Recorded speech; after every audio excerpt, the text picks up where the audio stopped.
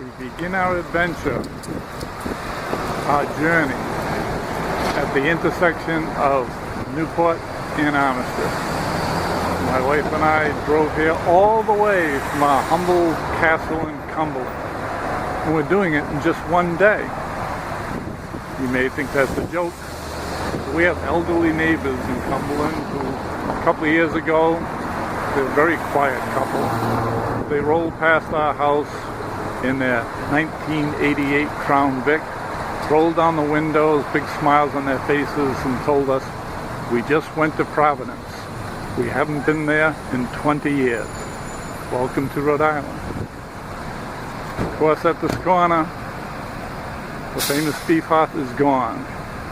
In its place, a 1,756 CVS pharmacy. But do not despair. There still is nostalgic food to be had at this intersection because, of course, we're going to Kips. And of course, if you're at Kips, you have to have the traditional wieners.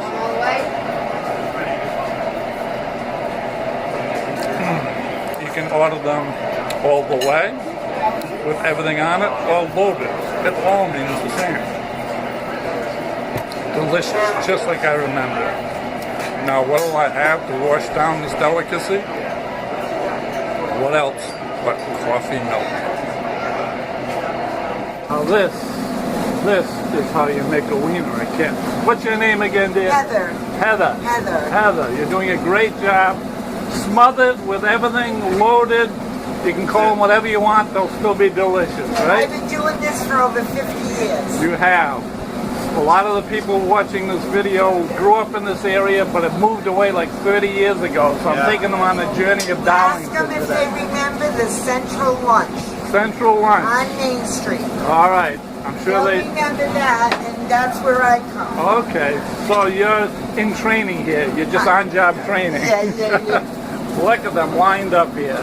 Make them all lined up. See, here's the rolls. You gotta save this hamburger. Makes your mouth water. Here's the rolls. They're all nice and steamed. Here's the rolls. Here's the secret, the steam rolls. Here at Kips. Beautiful. That's good. Thank you so much. You're welcome. So now we have driven down Armistead Boulevard, and here we are at the remnants of the Slater Park Zoo.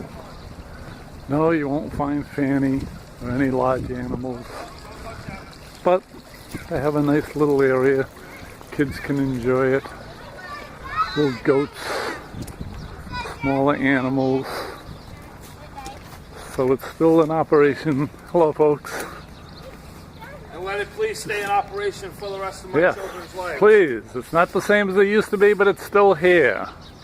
And we love it. There you go.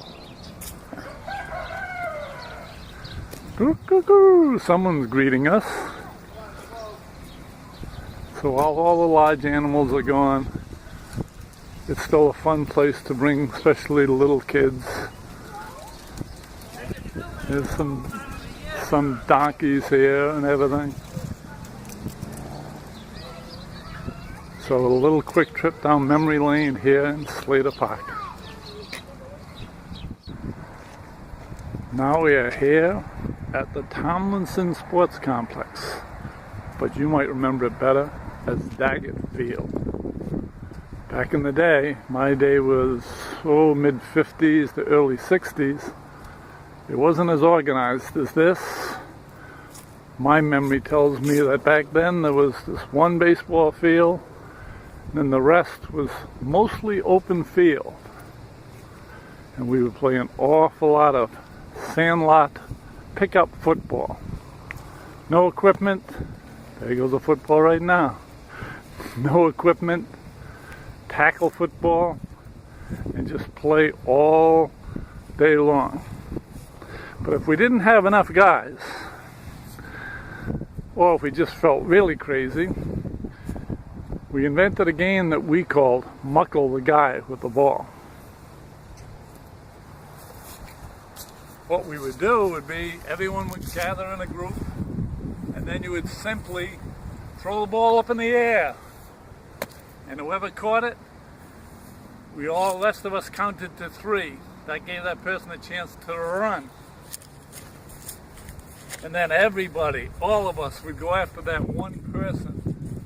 There were no boundaries, no out of bounds. There was a code of honor. You couldn't just run in a straight line. So if you were fast like Jimmy Moriarty, you couldn't just run back to your home. You had to sometime turn back into the crowd and fight your way through. And then when you were tackled, you'd stand up, throw it in the air again. Someone would catch it, and we'd all muckle the guy with the ball.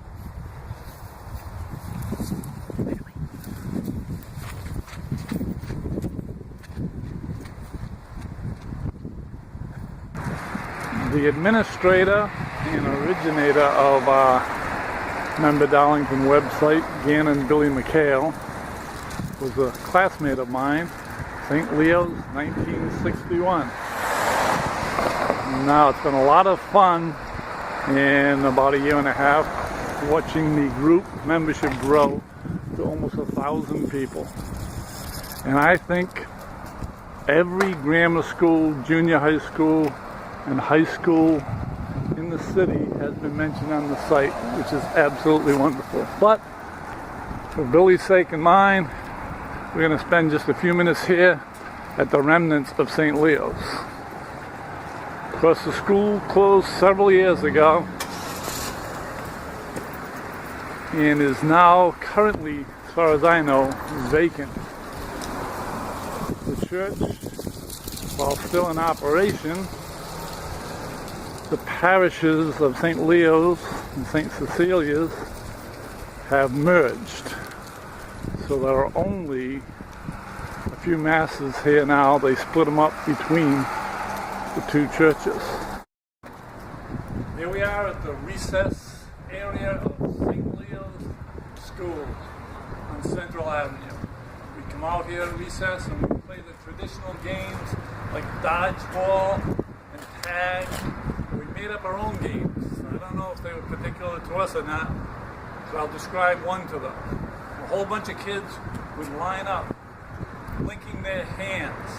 All other kids would just be standing in the other direction of the schoolyard. And the name of the game comes from the chant that got the action started. Red Rover, send Bobby Moran on over. And Bobby Moran would have to come and crash through in order to join our side. Red Rover at St. Leo's Great School. Well, here we are. It's getting towards the end of the day. It's starting to get darker. So my wife and I are driving back to Slater Park. Find a nice quiet spot, you know where it is, behind the picnic area, and watch the submarine races. Now that will be an excellent Darlington adventure. Goodbye.